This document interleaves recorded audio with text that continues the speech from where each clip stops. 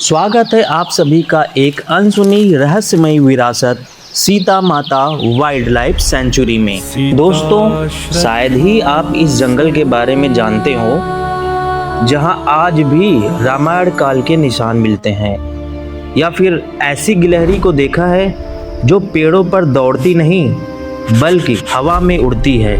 आज हम बात कर रहे हैं राजस्थान के प्रतापगढ़ जिले में स्थित सीता माता वन्य जीव अभयारण्य की, और प्रकृति के ऐसे अजूबे की सैर पर जा रहे हैं जिसके बारे में बहुत कम लोग जानते हैं। लगभग 423 वर्ग किलोमीटर में फैला यह अभयारण्य मालवा के पठार, अरावली और विंध्याचल पर्वत श्रृंखलाओं के संगम पर स्थित है।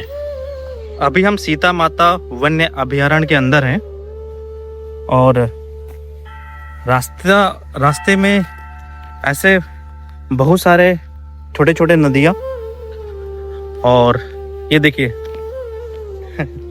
बहता हुआ पानी दिख जाएगा। अभी वैसे बरसात का मौसम नहीं आया है, इसलिए जो है पानी का जो स्तर है बहुत कम दिखेगा। अभी थोड़ा सा हम जंगल की तरफ पैदल ही हम बढ़ के देखते हैं। और ये सीता माता वाइल्ड लाइफ सेंचुरी है, मतलब यहाँ पे जितने भी जंगली जानवर हैं वो सारे यहाँ पे हम आगे देख भी सकते, हो सकता है हमें ना दिखाई दे। और साथ में ये हमारी सेना है साथ में आई हुई है। और ये वन्य अभयारण्य लोगों की पहुंच से दूर होने के कारण ही एकदम क्रिस्टल क्लियर आपको पानी यहाँ पे दिखेगा।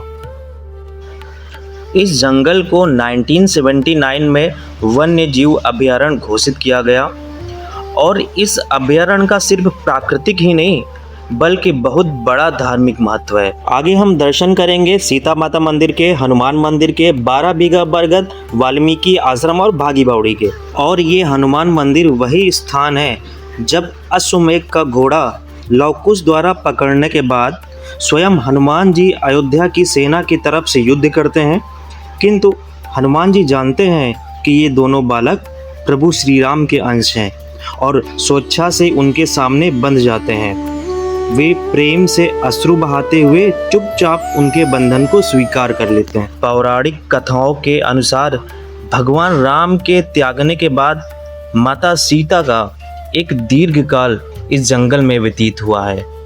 सेंचुरी के रास्ते में ही ये पूरा कुंड बना हुआ है जहाँ पे सारे लोग स्नान करते हैं। और इस स्थान से लगभग 500 मीटर दूर हम माता सीता के प्राचीन मंदिर की ओर आगे बढ़ते हैं, और इसी रास्ते के साथ में बगल में माता सीता नदी दिखाई देगी जो हमारे साथ साथ चलती है।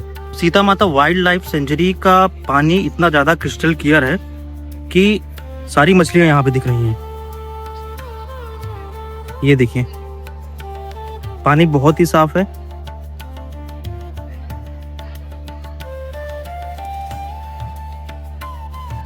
आज 31 ऑफ मई है 2026, और इस समय गर्मी का माहौल है। वैसे मानसून आने वाला, लेकिन उसके बावजूद भी यहाँ पे लोगों की काफ़ी भीड़ है जो सीता माता मंदिर के लिए लोग जा रहे हैं। पूरे रास्ते में हमें काफ़ी वानर देखने को मिलते हैं, और ये वही स्थान है जो माता सीता को अपनी पवित्रता की अंतिम गवाही देने के लिए धरती माँ को पुकारती हैं और भूमि में समाहित हो जाती हैं।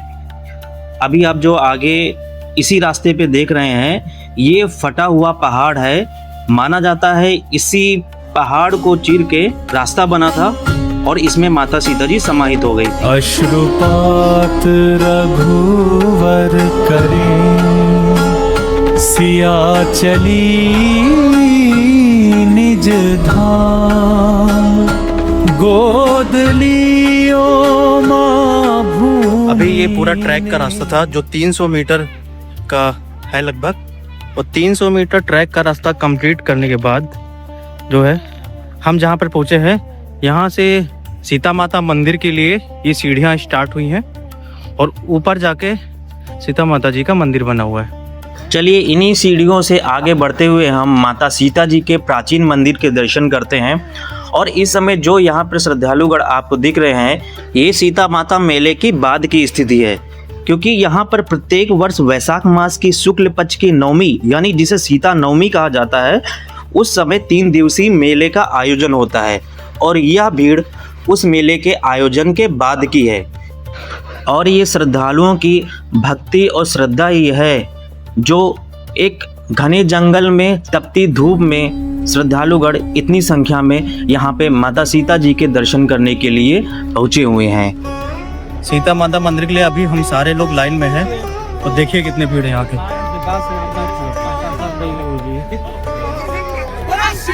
रामचंद्र भगवान की जनक नंदिनी माता जानकी शरण तिहारी आए, वन केस पावन आंगन में मन मस्तक झुक जाए। सिया राम जय जय सिया राम। सीता माता वाइल्ड लाइफ सेंचुरी में माता सीता जी के दर्शन करने के बाद अभी हम आगे ही बढ़ेंगे। जैसा कि आपको पहले मैंने दिखाया था कि फटे हुए पहाड़ के बीच में ये मंदिर है। आप थोड़ा सा देखने की कोशिश करिए, ये दोनों तरफ पहाड़ के दबे हैं और इन दोनों के बीच में माता सीता का मंदिर विराजमान है।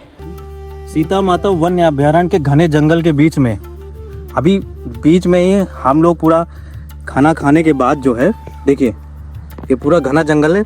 अब आगे की यात्रा हम खाना खाने के बाद करेंगे, जिसमें आगे जो यहाँ पे गर्म जलधारा और ठंडी जलधारा है उसके दर्शन करेंगे और आगे बढ़ के जो जितनी भी चीज़ें आएंगी सब आपको दिखाएंगे।